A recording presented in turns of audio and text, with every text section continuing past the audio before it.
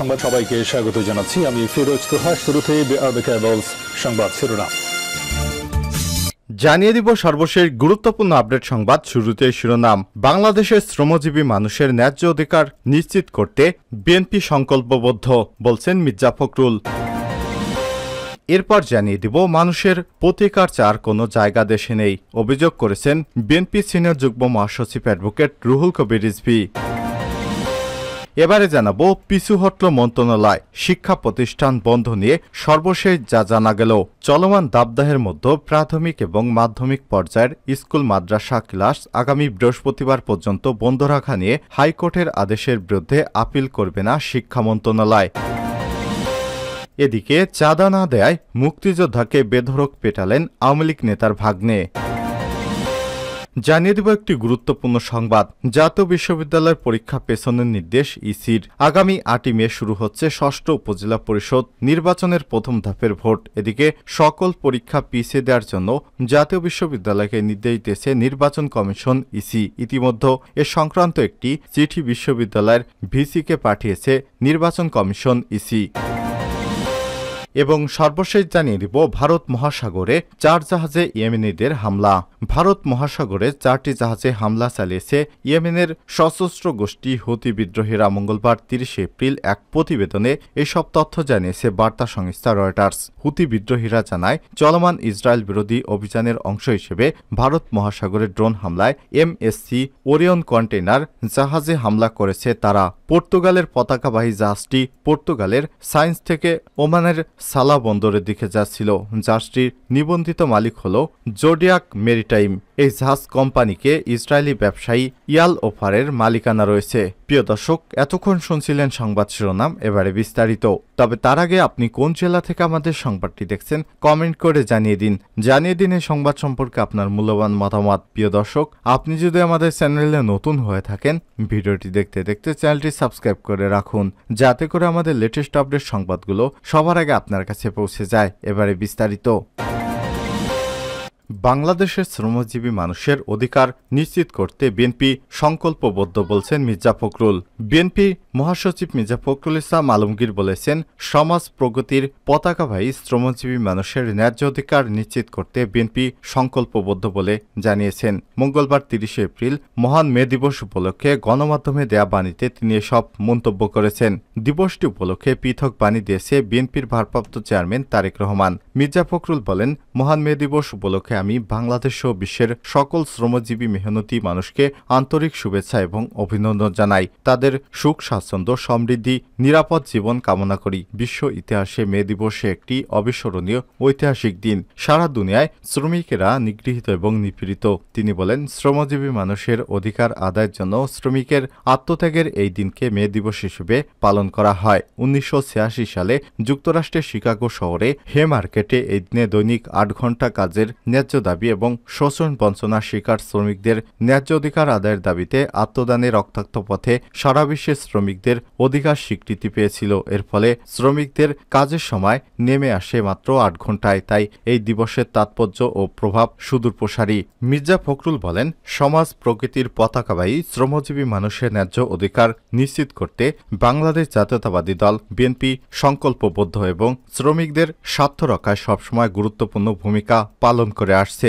আগামীতেও আমরা একইভাবে শ্রমজীবী কর্মজীবী মানুষের কাজের পরিবেশ নিরাপদ এবং তাদের কল্যাণে নিরলসভাবে কাজ করে যাব ইনশাল্লাহ। শ্রমজীবী মানুষের রক্ত ছাড়া ঘামেই বিশ্ব সভ্যতার বিকাশ এবং বিজ্ঞান ও প্রযুক্তির নতুন দিগন্ত উন্মোচিত হবে। শ্রমিকের ঐতিহাসিক অবদানের ফলেই বিশ্ব অর্থনীতি চাঙা হয়। মে দিবস এবারের প্রতিপাদ্য সকলের জন্য সামাজিক ন্যায় বিচার এবং মর্যাদাপূর্ণ কাজ। মে দিবসে এই নীতি বাস্তবায়ন করতে মত প্রকাশের স্বাধীনতা সহ প্রগতিশীল চিরায়ত গণতন্ত্র পুনরুদ্ধার জরুরি। নিশ্চিত করতে হবে ন্যায় বিচার এবং আইনের শাসন। আজও বাংলাদেশ ও বিশ্বের বিভিন্ন স্থানে নিপীড়িত শ্রমিকেরা তাদের সকল ন্যায়সঙ্গত অধিকার থেকে বঞ্চিত। শ্রমিকেরা ন্যায্য মজুরি পাচ্ছে না। দ্রব্যমূল্যের প্রকোপে মানবেতর জীবনযাপন করতে হচ্ছে। মানুষের প্রতিকার চার কোনো জায়গা নেই বলছেন রুহুল কবির রিজভী। বিএনপি সিনিয়র যুগ্ম মহাসচিব অ্যাডভোকেট রুহুল কবির রিজভী আহমেদ বলেছেন, চারিদিকে প্রশাসনের সর্বত্র মানুষের প্রতিকার চার কোনো জায়গা নেই। মঙ্গলবার ৩০ এপ্রিল সকালে রাজধানীর নয়াপল্টনে বিএনপির কেন্দ্রীয় কার্যালয়ে জাতীয়তাবাদী মৎস্যজীবী দল আয়োজিত স্মরণ সভায় প্রধান অতিথির বক্তব্যে তিনি এসব কথা বলেছেন। রুহুল কবির রিজভী বলেন, আজ গোটা জাতিকে শ্বাসরুদ্ধ করে রেখেছে শেখ হাসিনা। তার বিরুদ্ধে কথা বললে, সমালোচনা করলে, তার অন্যায় এবং নিপীড়ন নিয়ে কথা বললেই খড়গ নেমে আসে। চারিদিকে প্রশাসনের সর্বত্র মানুষের প্রতিকার চার কোনো জায়গা নেই। বিচারপতিরা আওয়ামী লীগের ভাষায় কথা বলেন, নির্বাচন কমিশন শেখ হাসিনার ভাষায় কথা বলেন, পুলিশ যুবলীগ ছাত্রলীগের ভাষায় কথা বলেন, তাহলে মানুষ যাবে কোথায়? এ সময় তিনি বলেন, দেশটা দাবদাহে জ্বলে পুড়ে ছারখার করে দিচ্ছে, ঝলসে যাচ্ছে। এর জন্য দায়ী বর্তমান সরকার। এটি সরকারের ভুল, দুর্নীতির জন্য। সরকার তথাকথিত উন্নয়ন দেখানোর জন্য প্রকৃতির শ্বাস প্রশ্বাস বন্ধ করে দিয়েছে কৃত্রিমভাবে। রুহুল কবির রিজভী আরও বলেন, সরকারের মন্ত্রী এমপি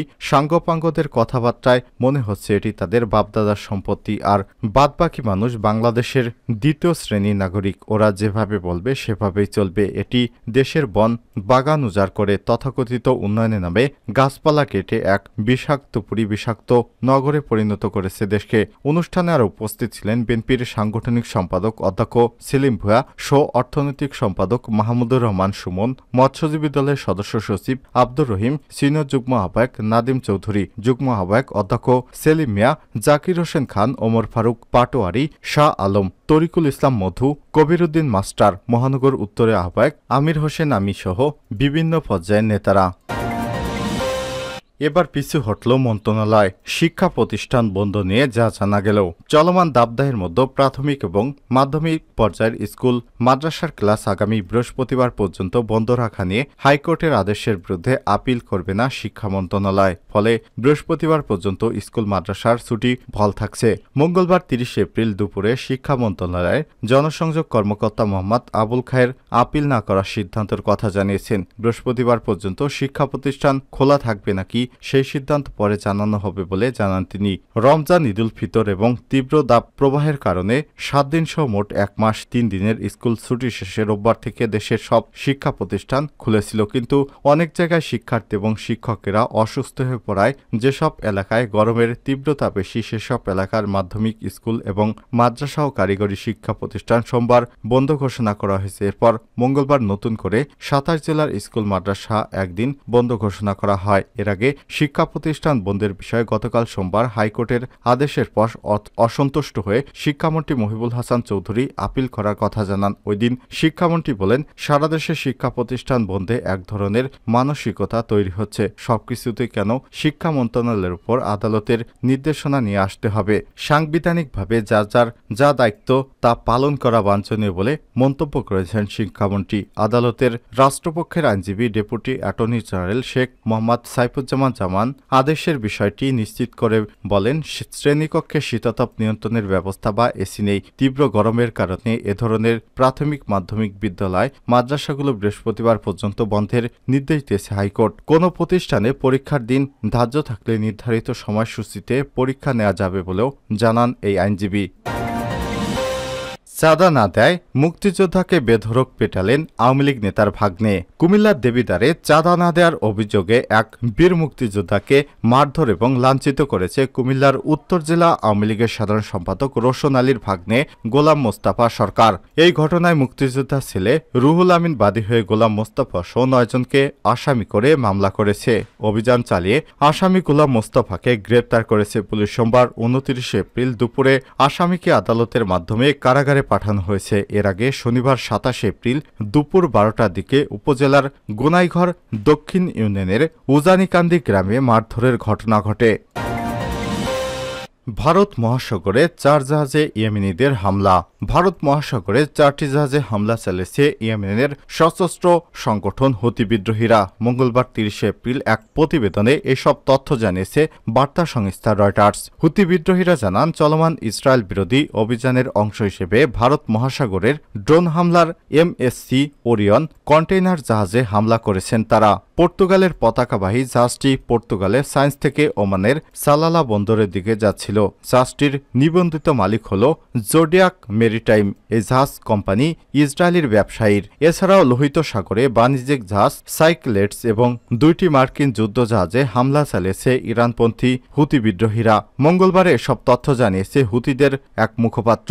গত অক্টোবরে গাজা যুদ্ধ শুরু হয়। এই যুদ্ধে এর মধ্যে 34,000-এর বেশি ফিলিস্তিনি নিহত হয়েছেন। হুতিরা বলছে গাজায় ফিলিস্তিনিদের প্রতি সংহতি এবং ইসরায়েলি হামলার প্রতিবাদে তারা লোহিত সাগর এবং এডেন উপসাগরে ইসরায়েল সংশ্লিষ্ট জাহাজে হামলা করে আসছে।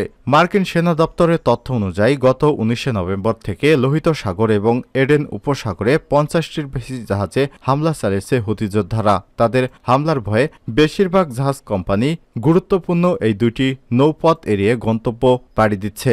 এতে পরিবহন ব্যয় বেড়ে যায়, বড় ধরনের ক্ষতির মুখে পড়ছে পশ্চিমারা।